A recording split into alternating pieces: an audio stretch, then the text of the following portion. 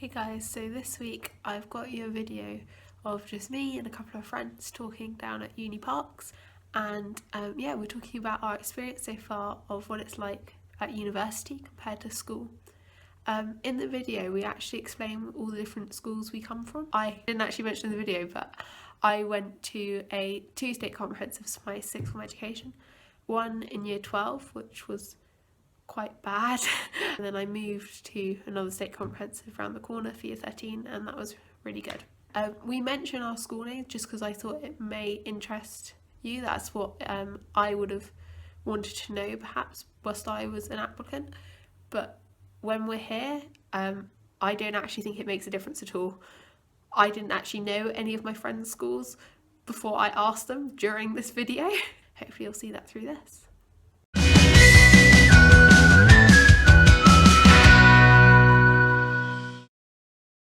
I'm Molly, I'm studying classics and English and I'm from sixth form comprehensive in Brighton. I'm Daisy, I'm studying history and I went to a state school in Oxford.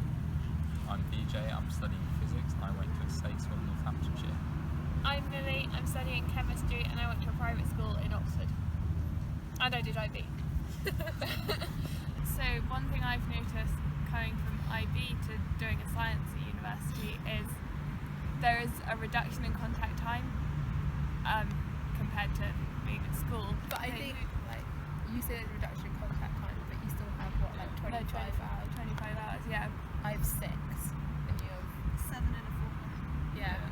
So it is quite a reduction, but I don't know, I quite like being just given a task and then kind of left to do it. But it's structured because someone tells you this is what the end result has to be. You have to answer this question, but you're allowed to kind of go your own way about doing things.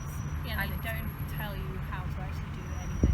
So I'm doing a foundation year in Latin, which, like, there's no techniques for learning grammar, and there's no, like, grammar songs, which we had at GCSE.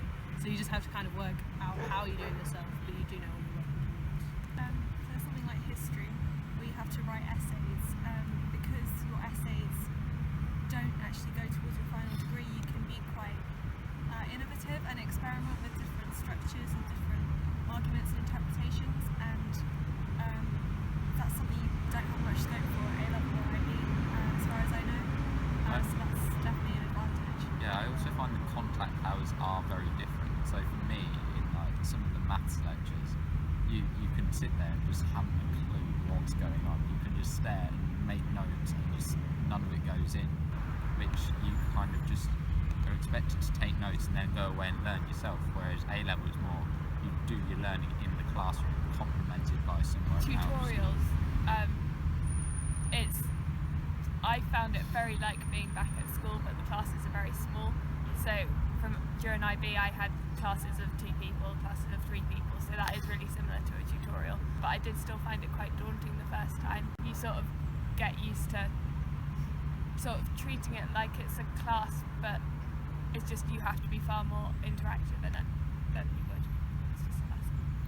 Yeah, like my school had classes of 25, so I could easily get away with not saying a single thing in a lesson for the whole year, and no one would notice because there are 24 other people. They're not going to focus on one person. Whereas a tutorial, if you go quiet for a couple of minutes, the tutor's like, Jessie, what do you think on this? And you have to think, I don't know what I think on this, but kind of have to come up with something on the spot, which can sound quite intimidating, but I'd say on the whole tutors are quite nice and understanding about it, and no one really cares if you're wrong. One big difference I found is for chemistry you have labs from about 11 o'clock till 5 o'clock on a Thursday and a Friday, which is a lot more than you would ever have done at A-level or IB, and writing up after a lab for IB, I'd say it was sort of a very similar level, but the experiments themselves and the techniques and everything are getting a lot more sort of, well, they're just new because you've never done experiments like that before or used any of the equipment and stuff that they have in a university. So I find in tutorials you can ask relevant or non-relevant questions and the tutor will actually answer it or make a really good stab at it using relevant knowledge.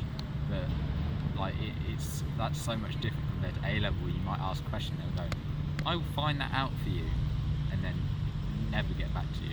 And also in tutorials, the way that a tutor will try and teach you something is by asking you questions and getting you to kind of come up with the answer yourself. They'll obviously help you if you get really stuck, which I think is really effective, rather than just being in a class with a teacher who kind of tells you what the right answer is. The tutor-student relationship is it's so much more eye to eye compared to student-teacher at school, where you're much lower down. Mine is very much a hierarchy. I have 9 a.m. classes every day for an hour, where the teacher, basically we translate on the spot to the teacher for the whole hour. Or sometimes she reads from the book. And then if we don't understand it, she tells us off. But this is, for me, it's a lot like being back at school. We get problem sheets back, and there's like either sometimes there's a tick, sometimes there's a cross, sometimes there's just one word written, sometimes they're just written sort of. There's just way less marking on your actual work than at school. So that's sort of, I suppose, what the tutorial is about. Like, I found it quite worrying at first getting work with no sort of explanation or pointers in the right direction on it, but the tutors, you sort of have to trust them, and they've seen where you've made mistakes, and they will talk about that in the tutorial because that's what it's for. So. And on the subject of marking, it does depend on the tutor, but quite a lot of them won't give like a specific number or grade, because they just don't feel that that's relevant at the moment, and so you kind of have to get used to just not comparing your work to anyone else's. I think especially for sciences, a lot of students who come to Oxford used to be just look at a problem, answer it, look at the next problem, answer it, whereas here you kind of look at a problem, you might spend an hour on the problem or an hour on part of the problem, which I've spent many days doing. Like, everything was really exam orientation at school. Like, everything was like, you're going to be able to know this to answer this exam question, and everything like was practice papers. But whereas here, I have no idea what the exam's actually going to look like. But I think that's quite, like, it's more free. No, like, I haven't even tried to find a specification or anything like that, because when I was revising for GCSEs, I would literally just print off a specification and write down what I needed to know, whereas there is no specification. The textbooks are like this thick, you'd never try and learn the whole textbook, so you just have to rely on like what you've picked up going through the course and then go back over everything.